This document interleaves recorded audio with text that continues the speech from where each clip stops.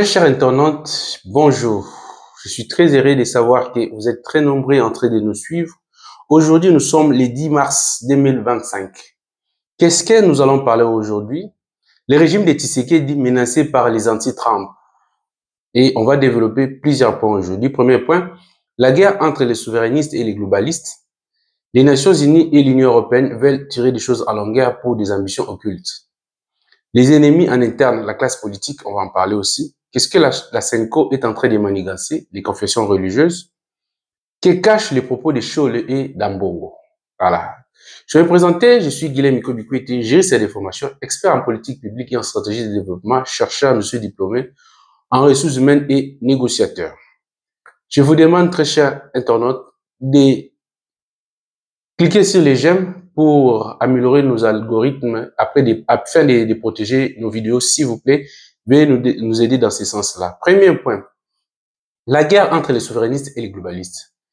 Vous devez savoir que dans la vie internationale et les relations internationales, il y a des forces en présence qui existent, c'est-à-dire de puissance, des acteurs des relations internationales. Nous avons des globalistes, des souverainistes. Et du coup, là, nous sommes en train de parler d'une guerre qui s'éclate entre les globalistes et les souverainistes. On en parle souvent en Occident, notamment aux États-Unis, où les démocrates, ceux qui étaient avant, par exemple, Trump, étaient des globalistes. Les globalistes, c'est qu'en est-il? C'est-à-dire, pour eux, ils veulent une gouvernance mondiale, qu'on ait des gouvernants au niveau mondial qui édictent des règles partout dans le monde qui imposent leurs. Tandis que les souverainistes, pour eux, chaque État devait être libre, s'occuper d'abord de son État. C'est la philosophie de Trump que Trump veut implémenter sur notre pays.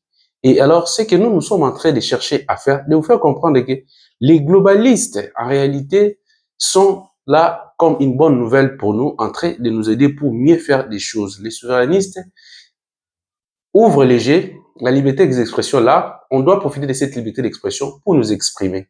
Voilà, par exemple, les globalistes, en réalité, ce sont des multinationales qui sont là. C'est-à-dire, même derrière des États puissants au monde que nous avons, ce sont des multinationales qui sont là. Parce qu'avec les systèmes occidentaux où leur style de gouvernance, ils sont des capitalistes, où l'initiative privée est mise en avant pour faire développer des États. Donc, leurs États se sont développés sur base des initiatives privées. Et donc, derrière ces initiatives privées-là, il y a des entreprises, des grandes structures qu'on appelle les multinationales, qui sont d'ailleurs plus riches même que des États. Et donc, ces multinationales orientent même, bougent même la politique des États, de leurs États respectifs, mais aussi des organisations régionales. Il en est les cas même des Nations Unies comme de l'Union européenne, par exemple. Donc, ces gens-là sont derrière. Avec leur volonté, par exemple, dans la partie est de la République du Congo, leur objectif, c'est de créer des conflits, alors, pour pouvoir tirer profit de nos minéraux sans pour autant passer par des voies légales. Et comme ça, ils pourront gagner plus. Et ils utilisent les Rwandais. Et les Rwandais en profitent avec son objectif, ses velléités expansionnistes de vouloir s'accaparer de nos terres. Ils en profitent parce qu'ils ont leur projet, ce qu'ils appellent des toutes langues. C'est-à-dire, pour eux, ils estiment qu'ils sont le meilleur peuple en Afrique centrale et ils doivent mettre à la tête de chaque pays africain des néolotiques pour pouvoir contrôler la région. Donc, voilà les combats que nous sommes en train de faire. Et par cette occasion que Trump est là, en tant que souverainiste, il nous laisse un champ libre. Nous devons négocier. Les deals que Tshisekedi est en train de faire avec Donald Trump, si ça réussit, puisque ça va réussir, tout est déjà bon. Et donc, ça sera une bonne nouvelle. Ça pourra nous aider à la fois de nous sécuriser, mais aussi d'appuyer, de booster notre développement pour une stabilité durable.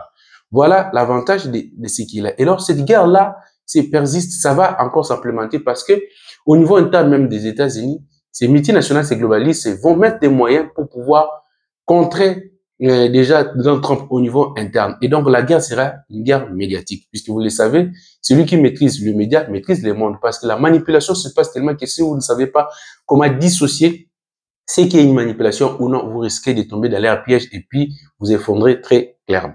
Voilà ce que je pourrais dire sur ces points-là. Alors, pour les restes, les Nations Unies, comme j'étais en train de dire, les Nations Unies et l'Union européenne veulent tirer des choses à longueur pour des ambitions occultes. Voilà, par exemple, il y a eu la résolution des Nations Unies 2773 qui indexe clairement le Rwanda et leurs supplétifs et leur demandant de quitter sans condition la République du Congo. Mais entre la prise des décisions et son exécution, comme je dis toujours, il y a toujours un décalage. Et c'est pendant ce décalage-là que les choses se passent. Et à force qu'on est en train de tirer des choses à longueur, l'objectif, c'est de faire fatiguer la population et de continuer à attaquer et jusqu'à chercher comment faire tomber le régime de Tshisekedi à défaut de pouvoir le vaincre diplomatiquement, puisque nous devons le dire clairement que sur le plan diplomatique, Tshisekedi a frappé très fort et qu'ils sont en difficulté. Et puisqu'il y a des lobbies qui sont derrière ces multinationales-là, et face à des évidences, ils sont en difficulté. Ils cherchent comment maintenant retarder des choses, manipuler pour que la mise en exécution de cette résolution ne puisse pas avoir les jours. Et l'Union européenne s'est dit, il tarde les pas, non, elle tarde les pas plutôt, parce qu'il y a des initiatives régionales, on attend qu'est-ce que ça pourra aboutir. Or, derrière ces organisations sous-régionales, comme je l'ai dit toujours, il y a encore ces multinationales, ces puissances, parce que le financement de nos organisations s'est tiré toujours à l'extérieur. Les risques que nous avons, c'est pourquoi nous devons être responsables pour comprendre. Si nous comprenons les enjeux, nous allons tous nous aligner derrière le président Tshisekedi pour pouvoir bouter les ennemis dehors, même si on a nos divergences au niveau interne, on pourra les voir plus tard, puisqu'il y a question des terres. Excusez-moi. Si la question des terres, on ne badine pas avec ça, on devait vraiment être très, très prudent là-dessus. Et il y a un autre point, l'ennemi en interne, la classe politique. La difficulté, c'est qu'il y a des secteurs responsables, même voire de l'Union sacrée, qui, la journée, semblent être avec Tshisekedi, à la nuit, ils sont avec des rebelles, signant des contrats avec eux, faisant des deals avec eux, et n'étant pas en capacité, cela s'est traduit par le fait qu'ils sont incapables de pouvoir mobiliser la population, à sensibiliser la population pour cimenter la cohésion nationale maintenant, et ils sont en train de voir que leurs propres intérêts égoïstes est au détriment du peuple congolais. Donc, nous devons être prudents. Et le président Tshisekedi, pour ce faire, doit taper la main sur la table, faire la distinction entre ceux qui sont avec lui et ceux qui ne sont pas avec lui, mettre les gens ce qu'il faut, ceux qui vont travailler pour lui. Il n'y a pas question d'avoir honte parce que l'heure est grave et les problèmes sont sérieux. On doit être conscient de tout ça pour ne pas perdre notre pays.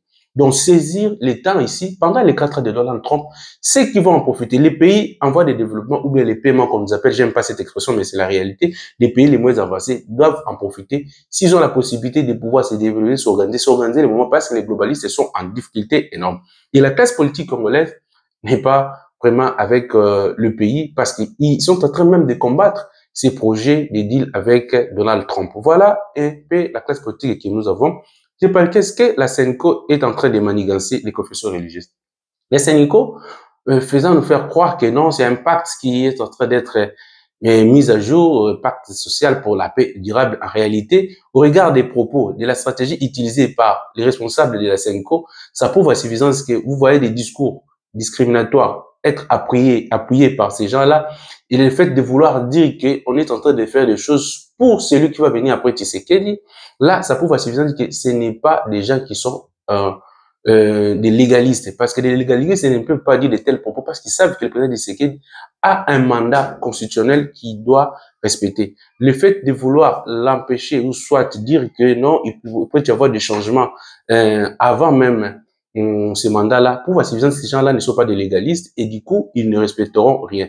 Bien que Donald Sechol veuille contredire cette opposition-là en faisant, on a suivi une interview comme quoi que non, c'est le pasteur quelqu'un qui n'avait pas bien saisi la quintessence de ce qu'il voulait dire. Il est difficile de le croire parce que bien souvent, les propos de Scholl ont été toujours faux parce on se rappelle lors des élections, il a parlé des 400 smartphones où on a cherché à savoir quel était leur partenaire. Il était en difficulté de pouvoir expliquer les partenaires. C'était toujours les antennes de Top Congo. Donc, c'est difficile à croire Cholet. Nous allons voir comment ça va se vanter, mais avec tout ce que nous sommes en train de voir, la façon dont ils sont en train de procéder, on regarde ce qu'a dit aussi le monseigneur Ambongo, comme quoi qu'il ne peut rien, parce qu'il comprend qu'il y a un plan de balkanisation qui est déjà en gestation.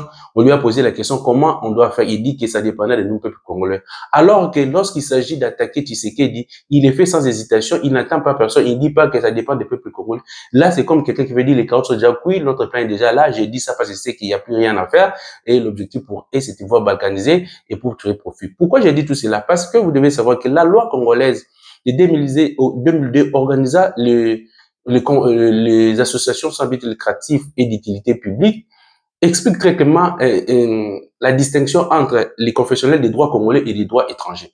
Des droits congolais, c'est qu'il y a ceux qui ont leur siège au Congo et ceux qui ont leur siège à l'étranger, ce sont les confessionnels des droits étrangers. Il en est le cas de la SENCO, l'Église catholique, qui répondent des dictats de leur maître, qui est le Vatican en tant qu'un État, a aussi des intérêts à préserver, alors que nous savons qu'il travaille avec ces pays qui sont des globalistes, des pays où on trouve beaucoup plus de globalistes et qui ont l'esprit de pouvoir venir mater des États, piller illicitement, alors que ces gens ici, ils travaillent bien que les Congolais, mais travaillent pour les comptes de ces gens. Ce sont des sous-traitants, ce sont des gens qui sont sous-traités, ils travaillent pour les comptes des étrangers.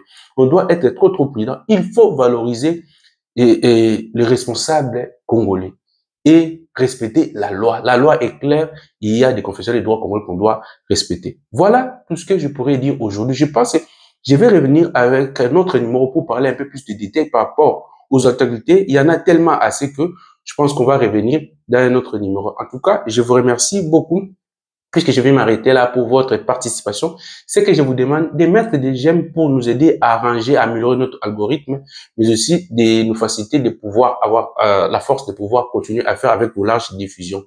Pour le reste, moi, je vous dis merci beaucoup pour votre participation. Encore une fois, merci et à la prochaine.